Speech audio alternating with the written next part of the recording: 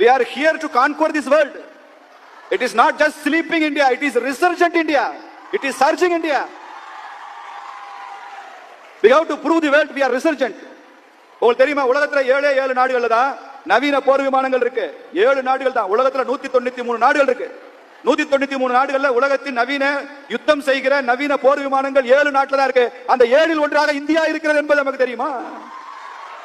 உலகத்தின் 6 நாடுகள்ல தான் அணுசக்தி மூலமா நீர்மூழ்கி கப்பலை ஓட்டுகிற சக்தி இருக்கு.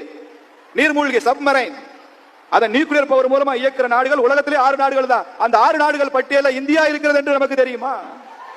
உலகத்தில் 5 நாடுகள்ல தான் பாலிஸ்டிக் மிசைல் இருக்கு, தரையிலிருந்து தாக்குகிற ஏவுகணை இருக்கு. அந்த 5 நாடுகள் பட்டியல இந்தியாவும் இருக்கிறது என்று நமக்கு தெரியுமா? இப்படி வரிசையா 3 நாடுகள்ல தான் இதை விட உயர்ந்த டெக்னாலஜியில வார்ஃபேர் செய்யக்கூடிய விமானங்கள், நவீன உத்திகரணங்கள் இருக்கு. அதுல ஒரு நாடு நமக்கு இந்தியா. பிரம்மோஸ் ஏவுகணை மென்மையாகவும் ஆற்றலோடும் வீரியத்துடன் வீச்சாக செயல்படுகிற அந்த ஏவுகணை உலகத்தின் எந்த நாட்டில் இல்ல, இந்தியாவில் ரஷ்யாவில் தான் இருக்கு. உலகத்தின் 2 நாடுகள் பட்டியல்ல இந்தியா இருக்குன்னு தெரியுமா? உலகத்தின் பட்டியல்ல ஒரே ஒரு இடத்துல இருக்கிற இந்தியா தான். இத்தனை ஆயுதங்கள், இத்தனை நீர்மூழ்கிகள், இத்தனை அணுகுண்டுகள், இத்தனை போர் விமானங்கள் இருந்தாலும் அமைதிக்காகத்தான் இந்த தேசம் வாழ்கிறது என்று நிரூபித்திருக்கிற தேசம் இந்தியா தான்.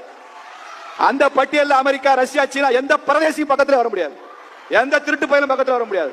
இந்த தேசம் அமைதிக்காக வாழ்கிற தேசம். இந்த தேசம் உலக மக்கள் நலனுக்காக வாழ்கிற தேசம். அதனாலதான் உலகம் எல்லாம் கொரோனா வந்த போது ரஷ்யாவுக்கும் அமெரிக்காவுக்கும் சீனாவுக்கும் இணையா இந்தியாவிலும் தடுப்பூசி கண்டுபிடிக்கப்பட்டது. அதே காலகட்டத்தில் அந்த தடுப்பூசியை கண்டுபிடித்து விட்டு பிரதமர் மோடி அறிவிச்சாரு, மற்ற நாடுகள் எல்லாம் கொரோனா தடுப்பூசியை விற்கட்டும், விலைக்கு விற்கட்டும், இது உலகத்தின் மனித இனத்தையே காப்பாற்ற வேண்டிய செயல். அதனால இந்தியா தான் கண்டுபிடித்த தடுப்பூசிக்கு காப்புரிமை பெறாது, இந்தியா இதை விற்பனையாக்காது, ஏழை நாடுகள் கேட்கும் போதெல்லாம் இலவசமாக நாங்கள் தடுப்பூசி கொடுப்போம் அறிவிச்ச தேசம் இந்தியா.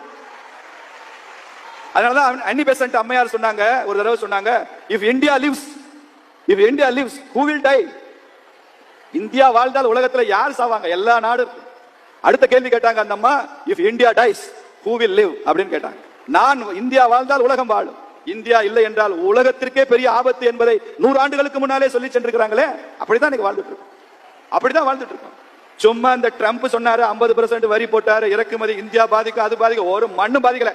ட்ரம்ப் அறிவிச்சதுக்கு அப்புறம் இந்தியாவோட ஸ்டாக் மார்க்கெட் பிரைஸ் குறையவே இல்லை, தேசிய பங்கு சந்தை பாயிண்ட் குறையல.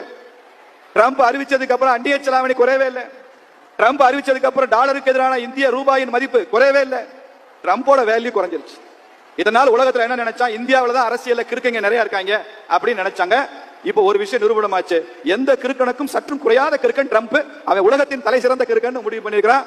இந்திய மாணவர்கள் நினைத்தால், இங்க இருக்கிற மாணவர்கள் தான் சொல்றேன், அமெரிக்க அதிபருக்கு நீங்க பாடம் புகட்ட முடியும். ஏன்